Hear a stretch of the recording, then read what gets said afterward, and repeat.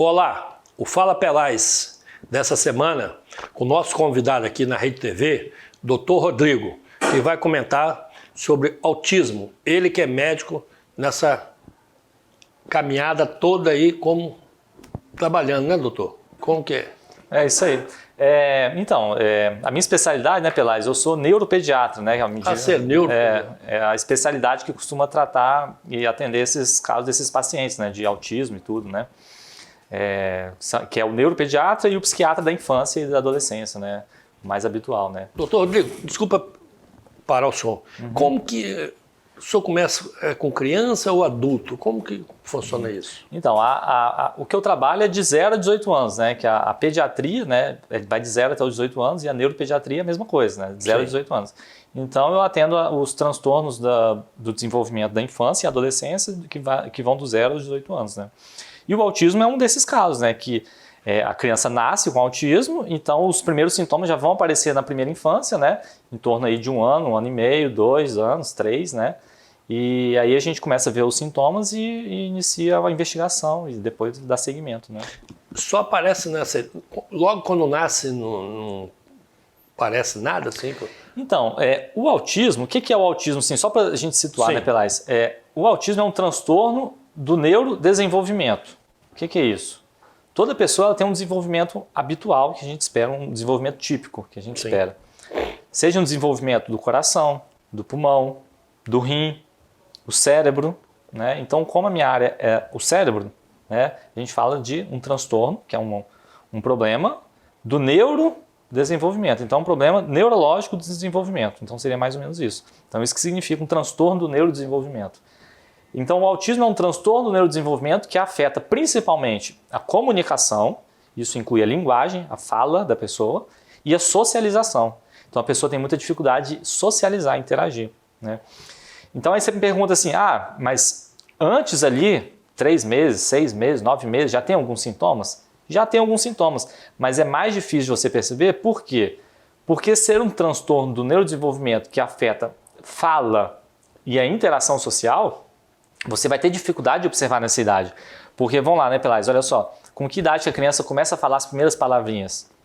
Até 1 ano e 3 meses a gente espera que ela comece a falar as primeiras palavras. Sim.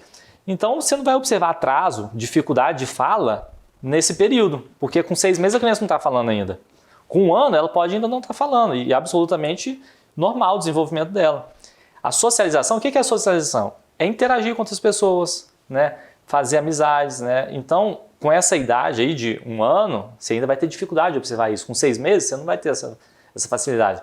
Mas existem alguns sinais que podem aparecer no início da vida, assim, 3, 6, 9 meses de idade. O que seriam esses primeiros sinais?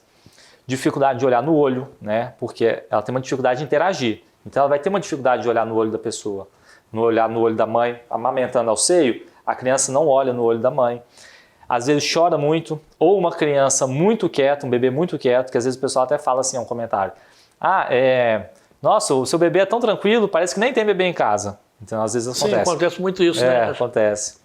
E às vezes pode acontecer o contrário. Chora demais o dia inteiro. E aí você não sabe o que é. Vai procurar, é cólica, alguma alergia que tem, não acha nada, né? Doutor Rodrigo, só esse choro já é dessa função? Pode indicar que seja assim, né? Não quer dizer que é isso, né? Mas é um sintoma inicial que já pode ser observado, né?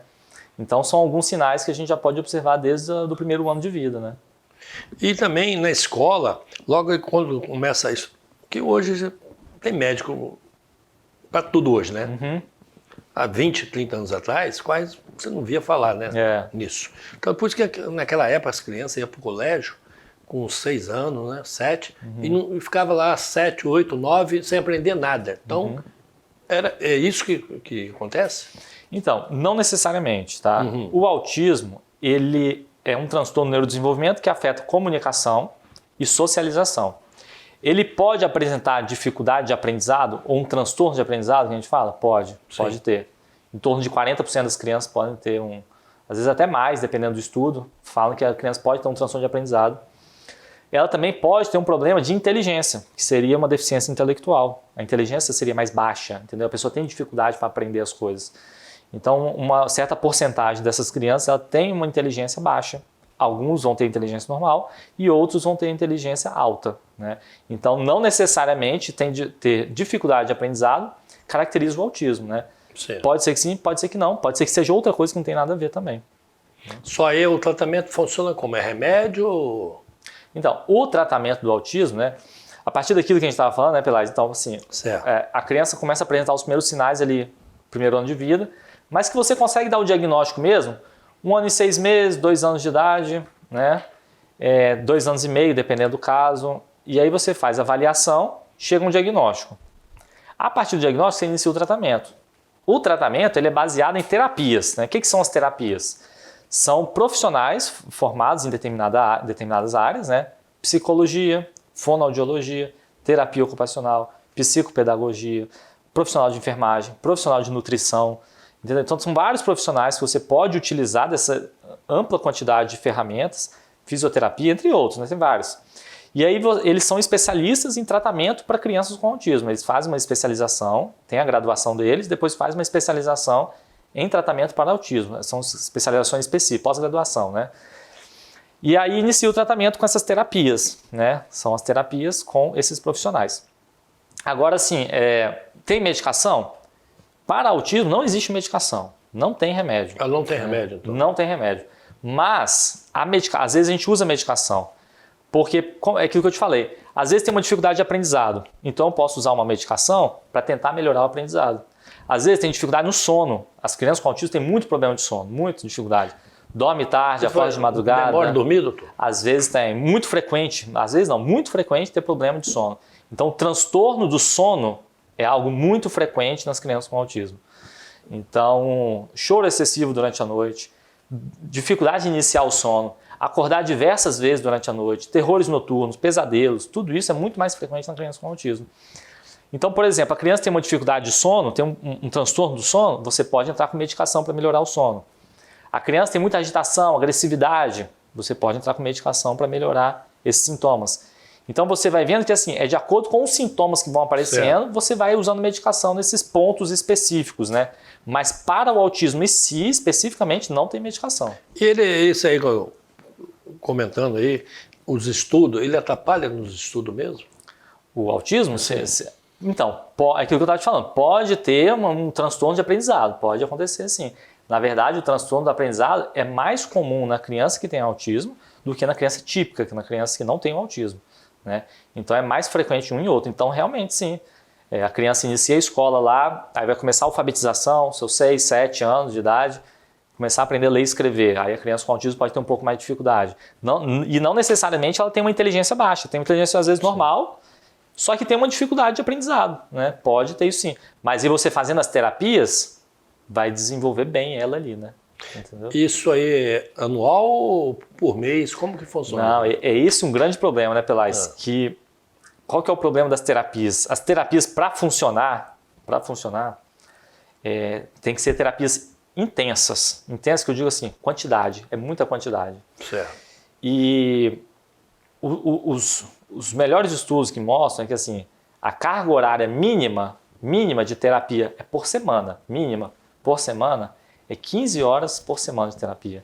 Então você imagina, Pelaz, ficar 15 horas de terapia semanal em clínica fazendo terapia com a criança. Psicólogo, fonoaudióloga, psicopedagoga e um monte de coisa, né? Uhum.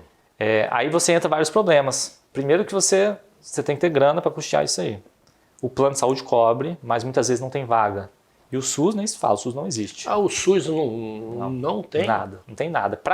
Na prática não tem nada. Sim. Né? Tem uma coisinha aqui ou outra ali na PAI, na mais, mas é muito pouco, não dá conta da quantidade de crianças que tem, né, porque é muito. Então a gente precisa de muita terapia, né? E aí você tem dificuldade em conseguir essa quantidade de terapia, o SUS não tem, pelo plano você até consegue. Agora se você for pagar no particular é impraticável. Vai sair mais de 5 mil reais por mês, entendeu? É mesmo? Pelo Cara, menos, assim? pelo menos, no mínimo. Porque é muita quantidade. Você imagina, se colocar 15 horas semanais de terapia, é 60 horas por mês. Sim. Aí quanto que não sai isso aí? Cada sessão, você tem que pagar individualmente, cada sessão. São 60 sessões de terapia por mês. Então, sai isso aí, 5 mil.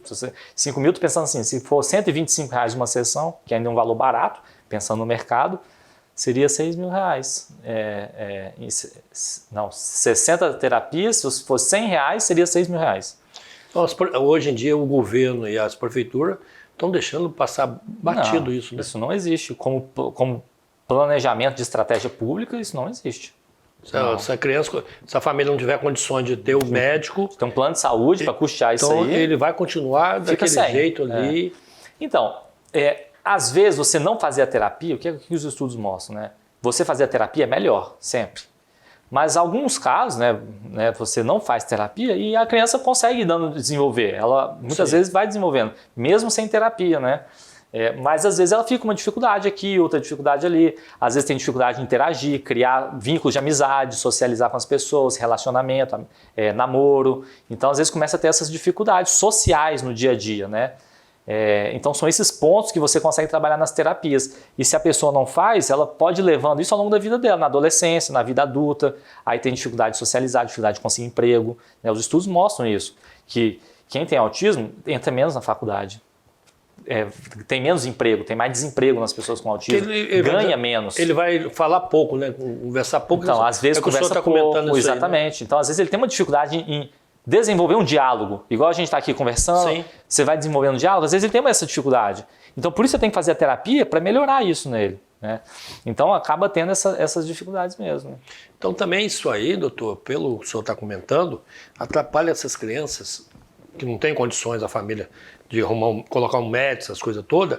Por isso que a maioria deve cair tudo também nas drogas, né? Porque desse jeito aí, como que a criança não vai aprender nada? Aí tem família que fala, vou tirar meu filho da escola que ele a professora não está ensinando nada. Só não é a professora que não está ensinando, né?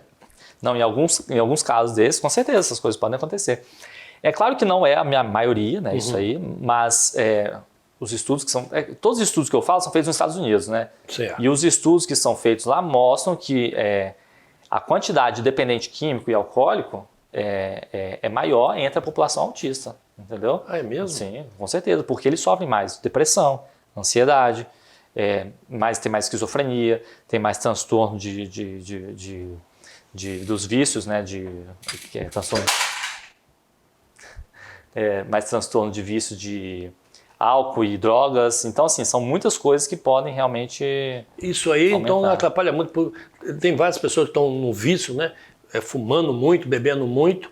Alguma coisa houve lá no passado. Pode ser que sim, com certeza. Dessa população, a quantidade, comparando a população adulta, vamos botar assim, a população adulta autista e não autista, a população adulta autista ela tem mais probabilidade de desenvolver algum vício pelos problemas da vida, que aconteceram ao longo da vida, né? Bullying que sofreu na escola, na adolescência e tudo, dificuldade social com os amigos e familiares, né? Então tudo isso interfere no desenvolvimento dessas crianças. Doutor Rodrigo, nós vamos para um intervalo um pouquinho aqui no Fala Pelais e já voltamos já com o senhor aqui, passando isso aí, uma grande experiência e precisamos disso aí.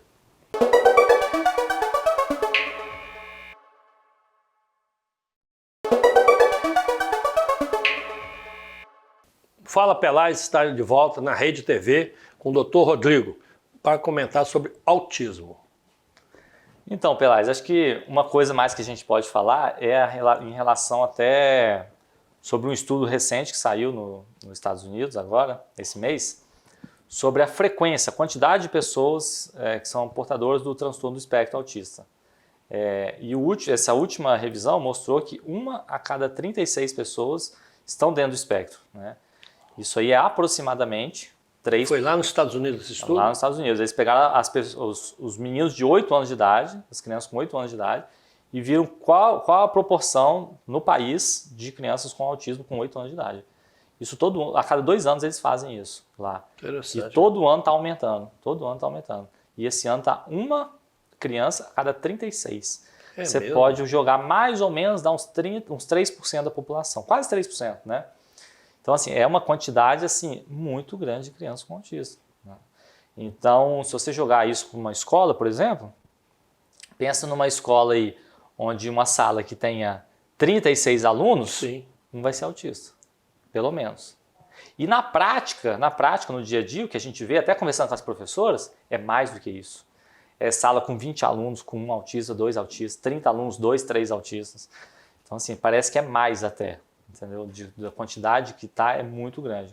E a tendência é cada vez aumentar mais. Nos últimos estudos está mostrando que está aumentando. Dessa forma, aumenta muito mais. Doutor, vamos fazer um comentário sobre o sono. Porque tem criança que dorme muito. Tem criança que dorme pouco, né? Qual é a diferença disso aí? Então, na população geral, nas crianças, né, o sono ele vai variando ao longo do tempo, né? Desde quando você é bebê até você é adulto, né? Sim. Então, conforme a sua idade, a quantidade de horas de dormir, ela vai variando. Então, quanto mais novinho, mais bebê, mais tempo ele dorme. O recém-nascido, ele pode dormir 18, 20 horas por dia. Ele pode dormir 20 Muito, horas? Sim, absolutamente normal. Só acorda para mamar. O recém-nascido mama, faz cocô e xixi E dorme, né? e dorme, exatamente. Aí, conforme vai crescendo, vai diminuindo a quantidade de horas necessárias, né? Aí você está com 1 ano de idade, mais ou menos você precisa de umas 10 horas por dia, né, aproximado. Então vai aumentando a idade, vai diminuindo a quantidade de horas. O adulto ele precisa entre 7 a 8 horas de sono por noite, né? E nas crianças com autismo, isso também acontece, tem que ser a mesma quantidade. Sim. Só que eles têm mais transtorno do sono, como a gente estava falando, né? Então acontece muito isso, eles têm um sono que dorme tarde, acorda cedo, não consegue descansar à noite, o sono é agitado, sonambulismo, terror noturno, né? Movimentos repetitivos, involuntários durante a noite. Entendeu? Sim. Então tem muita coisa que pode acontecer nesses períodos, né? E a pessoa assim que vai tendo uma idade, vamos botar de 60, 70, 80 anos, o sono dele vai diminuindo, doutor? Como que é isso? Sim, a tendência é que vai envelhecendo e aí o ciclo do sono ele vai se tornando um pouco mais curto, Certo. porque a gente tem um ciclo de sono que dura aproximadamente 2 horas. E a gente faz esse ciclo de sono 4 vezes durante a noite. Por isso você dorme mais ou menos Você 8 dorme horas. 2 horas porque você acorda de novo, né? Exatamente. Não necessariamente você precisa acordar entre essas 2 horas. Sim. Às vezes você tem alguns despertares, às vezes não. Às vezes você reinicia o sono dormindo e continua dormindo. Mas em geral é isso. Por isso que o sono dura 8 horas. Porque são 4 ciclos de 2 horas. Então 2, 2, 2 e 2. Certo. Aí no idoso esse ciclo ele fica um pouquinho menor. E aí às vezes você faz menos ciclo também. Então pode ser que você faça em vez de 4, só 3. Entendeu? E também você pode fazer os 4 ciclos, mas em vez de durar 2 horas, ele vai durar 1h30. Aí você vai ter 6 horas de sono.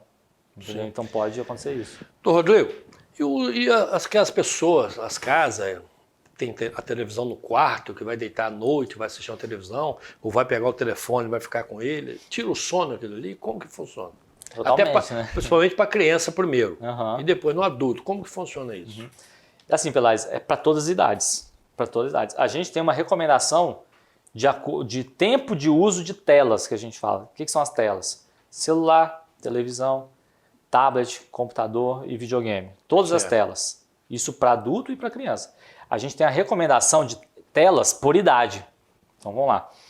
De 0 a 2 anos, a recomendação é 0 horas de tela por dia. Não pode ficar nenhuma hora, nada. De 2 aos 6 anos, o limite é 1 hora por dia. De 6 aos 10 anos, até 2 horas por dia. Dos 10 aos 18 anos, até 3 horas por dia, no máximo. Somado todas as telas. Isso é o dia ou a noite? O dia todo. É o dia inteiro com a Isso, noite, né? O dia todo. 24 horas do dia. Aí você fala assim, mas o que isso interfere? Já tem diversos estudos mostrando que o excesso de tela, mais do que esse tempo, e as telas no quarto da criança, principalmente à noite, vai dar problema de sono, aumenta a ansiedade, aumenta a depressão, aumenta os problemas de cyberbullying, aumenta o estresse, dificuldade no aprendizado, entendeu? Dificuldade de socialização. Tem até um termo que foi criado recente, que é um chamado autismo virtual, que é o quê? Você viu, né? Então, assim, é o excesso de tela causando sintomas semelhantes ao autismo. Porque imagina um bebê de 1 ano de idade, que está começando a falar, e ele fica na televisão o dia todo. Ele vai aprender a falar? Não vai. Ele vai aprender a socializar, interagir com os outros crianças, os outros bebês? Não vai ter dificuldade. Aí você causa um sintoma semelhante ao autismo, só porque ficou com excesso de tela. Aí vai ter problema de sono, vai ser mais irritado. A criança que fica muito em tela, fica mais irritado. Aí você põe a televisão no quarto da criança... Achando que está fazendo bem para a criança, exatamente, né? Achando que está fazendo bem. Aí o menino vai dormir 11, meia-noite, 1 hora da manhã. Aí no dia seguinte tem que acordar cedo, 6 horas da manhã, para ir para a escolinha, para a creche. Sim. Sendo que o sono que a gente estava falando tem que dormir 9, 10 horas por noite. Ele dorme 5, 6 horas. Então vamos botar, Pilares, a gente que é adulto, você dorme pouco, você fica bem? Não. Você fica irritado, né? Fica cansado, dando patada em todo mundo. Todo mundo, é. Né? Aí, quer dizer, imagina a criança, que ela não tem um autocontrole tão bom igual ao do adulto. Sim. Você está irritado, mas você se segura. Segura, a criança não sabe. A criança não se segura.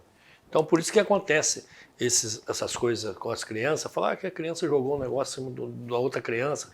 Aquilo é o nervoso que a criança está ali, através do sono, né? Muitas vezes, pela grande parte das vezes que eu tenho, no consultório que a gente vê, é o seguinte: o excesso de tela e o problema de sono, essas duas coisas, são um dos principais fatores de piorar o comportamento da criança. Deixar ela irritada, agressiva, atacando as coisas, batendo, não aceita ser contrariado, se frustra com muita facilidade, perde uma brincadeira, fica muito irritada, fala o não para ela, ela não aceita, faz crise de birra, de irritabilidade, entendeu? Então, grande parte das vezes é por excesso de tela, entendeu? Grande parte das vezes. Aí o pai fala assim, Pelais, não, mas a criança é muito agitada. O único momento que eu consigo que ela fique quietinha... Eu dou o telefone para ela acabar. E aí? O único momento que fica quietinha é o momento que tá na tela. É o momento que eu tenho para descansar. Sim. Só que é aí que quem você... está fazendo mal é ele. Exatamente. É isso que ele se engana. É o contrário. Quando você dá a tela para a criança, naquele momento ela fica quietinha. Sim. Mas aí na hora que você tirar, o comportamento vai ser muito pior. Entendeu? Então, quanto mais as telas você dá, pior vai ficar o comportamento. Porque você tira pelas escolas. Quando não tinha um telefone, de máquina de qual você ia para a escola, você sabia tudo por aqui pela cabeça. Hoje não. Ele abre o celular lá, faz as contas pelo celular, descobre as coisas tudo pelo celular, dentro da escola. A escola hoje também não está ensinando, porque qualquer coisinha fala assim, abre aí para ver qual país que é esse. A criança vai lá e abre no telefone, já está viciado no telefone. Viciado, então, com certeza. Tem criança que não carrega o telefone, coitado, ele fica, é o que o senhor está falando, tem pessoas que não têm o telefone naquele momento, ele fica agitado. Exatamente. Eu sei que eu já vi criança falando com o pai e a mãe assim, conserta meu telefone, porque se não consertar, eu não falo com ninguém em casa. Acontece isso ou não acontece? Com certeza, né? Então é justamente esse o problema, né? E aí você tem esse problema da escola. Só que não dá para a escola resolver isso também. O pai não pode permitir, o pai e a mãe, né, não podem permitir que a criança tenha um celular. Isso a gente vê muito hoje, Pelais. Uma criança de 2, 3 anos de idade com celular já. O celular é dela, não é do pai nem da mãe, é dela.